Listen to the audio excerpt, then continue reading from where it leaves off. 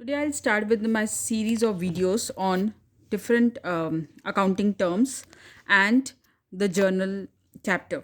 So first chapter is journal. What is journal? Journal is a book of prime entry or a book of original entry in which transactions are first recorded in chronological order. Chronological order means date wise. So the first thing you must remember is the rules of double entry system. The first rule is debit the receiver, credit the giver. This is applicable to personal accounts. Debit all expenses and losses, credit all income and gains, applicable to nominal account.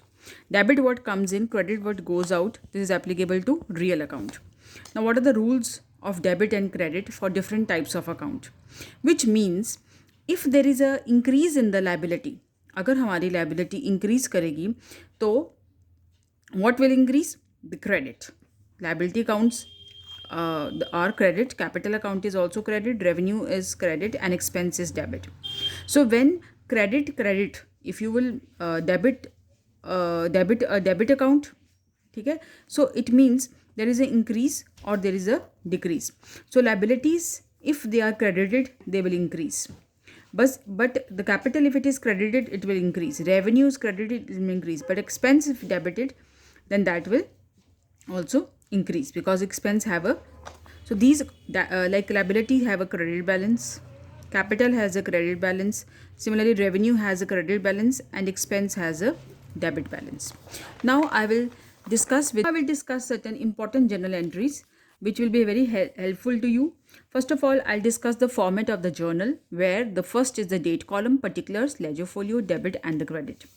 सबसे पहले आता है हमारा good purchase for 40,000. You have purchased goods for 40,000. So what is debit? What is coming in? Purchase goods.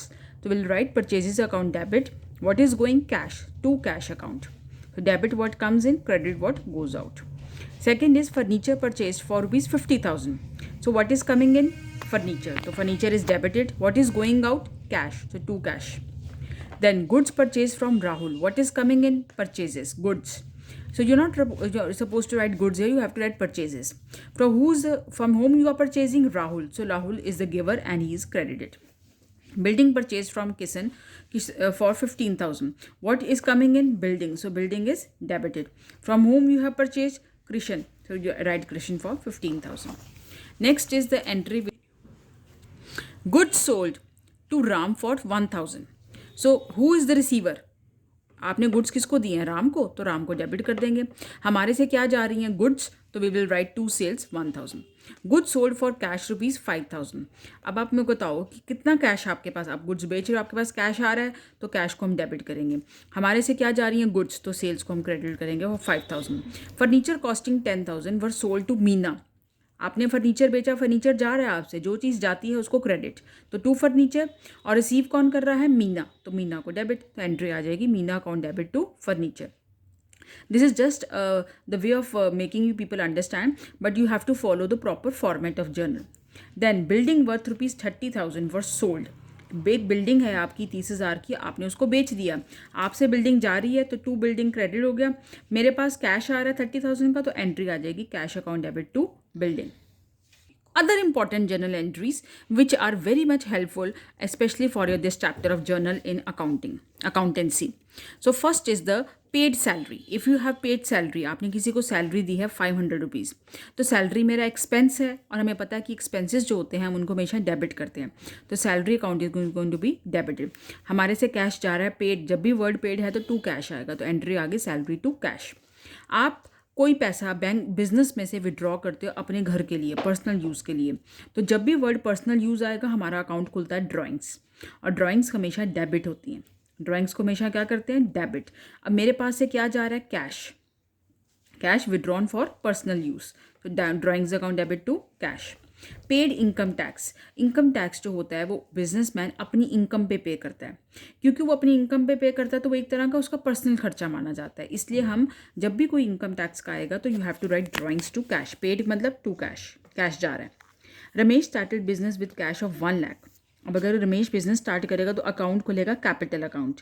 And you know that capital is has a credit balance. तो हमारे पास क्या आएगा बिजनेस में? Cash. Debit what comes in? Cash to capital account. Ram's capital या Ramesh capital account, जिसको who is a giver, तो giver को हम क्या करते हैं, credit.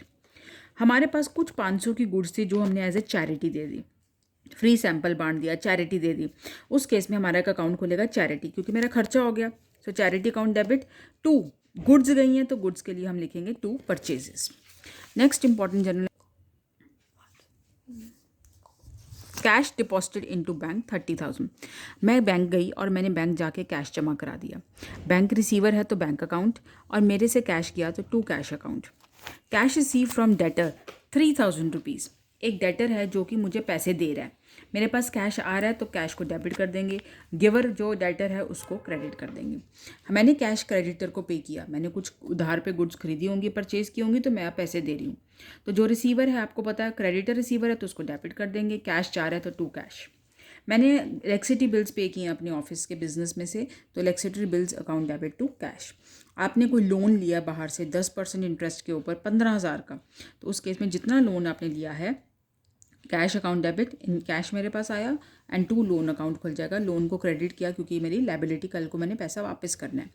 Receive cash from debtor 3,500, debtor से मेरे को 3500 रुपया कैश आया, उसने मुझे देने थे 3,580, लेकिन उसने मुझे कितने दिए हैं 3,500, तो 3,500 को हम क्या कर देंगे, डेबिट। कितने कम दिए 80, तो मेरा लॉस हो गया, तो उसका एक नया अकाउंट खुलेगा, discount allowed account debit to debtor account total amount. Next important journal entry is goods return from customer ₹2,000। जब भी कोई कस्टमर, आप किसी को चीज़ बेचते हो और वो आपको वापस कर देता है तो उसको बोलते हैं सेल्स रिटर्न, वापस। तो सेल्स रिटर्न्स का हमेशा बैलेंस जो होता है वो डेबिट होता है टू जिसने दिया आपको debtor account. Goods return to supplier, अगर मैंने खरीदी गुड्स और मैंने किसी को वापस कर दी हैं, जिसको वापस करोगे उसका नाम डेबिट, ठीक है, और मेरे से गुड्स जा रही हैं तो टू परचेजेस रिटर्न्स। एक चीज़ और याद रखना कि सेल्स रिटर्न्स का दूसरा नाम होता है रिटर्न्स इनवर्ड, इसका बैलेंस हमेशा डेबिट होता है। परचेजेस रिटर्न्स का दूसरा नाम होता है रिटर्न्स आउटवर्ड, जिसका बैलेंस हमेशा क्रेडिट होता है। Receive from Bharat cash 20,000, Bharat ने मुझे कितने पैसे दिए 20,000, और मैंने उसको 500 का डिस्काउंट दिया। इसका मतलब है कि मुझे भरत ने टोटल कितने पैसे देने थे 20,500, मुझे मिले 20,000, इसका मतलब 500 का मेरा लॉस हो गया। तो आपने देखा कि अगर मैं इसको टोटल करूँगी तो 20,500 है, जो कि इसकी बराबर है। And the last is paid by cheque ₹25,000 to Mehar and settled her dues of 26,000। मैंने मेहर को 26,000 देने हैं, तो मेहर रिसीवर हो गया, मेहर को डेबिट कर दिया 26,000 के साथ, लेकिन मैंने उसको चेक दिया bank by paid by cheque, तो 25,000 का चेक दिया, तो to cash to discount allowed. Discount received इसलिए क्योंकि मैंने 26,000 देने थे, मैंने उसको 25,000 दिए, तो मेरा 1,000 इनकम है, इनकम को हम क्या करते हैं, क्रेडिट। तो these are some of the journal entries which will be very helpful to you.